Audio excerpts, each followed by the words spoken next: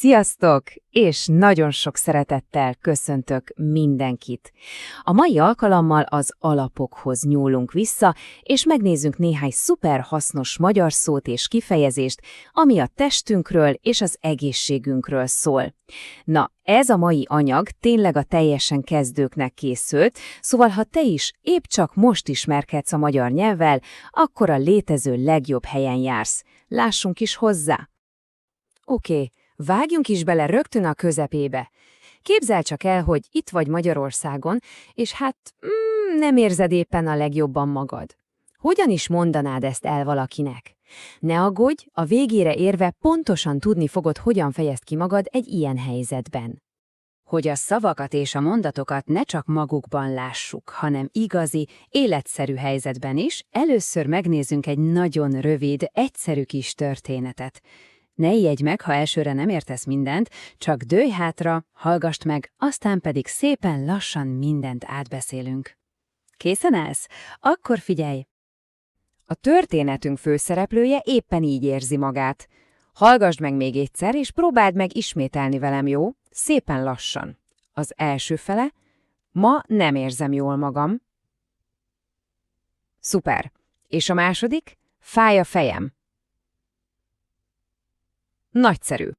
És vajon mi lehet az oka? Erre is kapunk választ. Figyeld a kiejtést, és gyere, mondd velem te is. A szemem fáradt a sok számítógéptől. Igen, ismerős érzés, nem? És ilyenkor mi a teendő? Hát persze, a barátunk tudja a megoldást. Hallgass csak, és ismételd. Kérek egy pohár vizet, és pihenek. Most pedig bejön a képbe egy újabb testrész is, ami egy nagyon kellemes képet fest elénk. Mondd velem, a kezemmel fogom a meleg teát. Szuper! Ugye szinte már érzed is azt a meleg bögrét a kezedben. Bár most éppen egy kicsit rosszul van, azért általában fit és egészséges. Ez a mondat egy kis kontrasztot hoz a történetbe. Gyere, mondjuk együtt, erős a lábam, mert sokat sétálok. És a végére egy reményteli gondolat. Mondd utánam, holnapra remélem már egészséges leszek.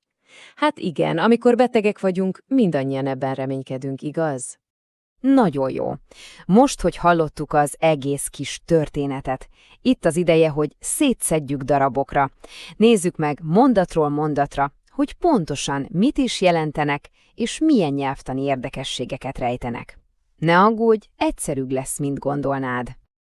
Akkor jöjjön ismét az első és talán a legfontosabb mondatunk. Ma nem érzem jól magam, fáj a fejem.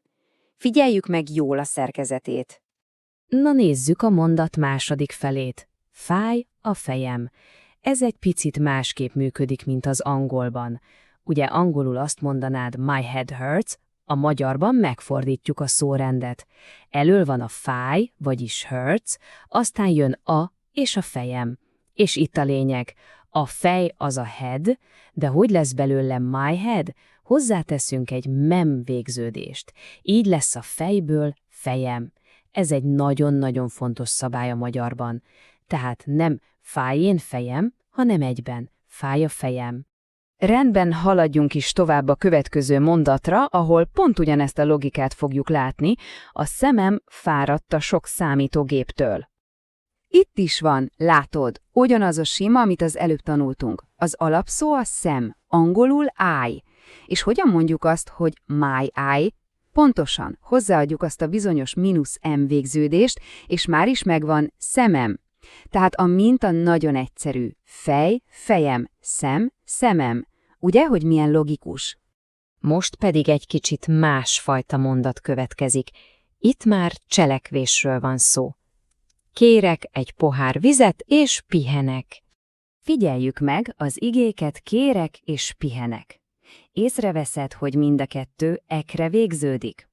Na, a magyarban ez az ek végződés általában azt jelenti, hogy én csinálok valamit, vagyis egyes személy.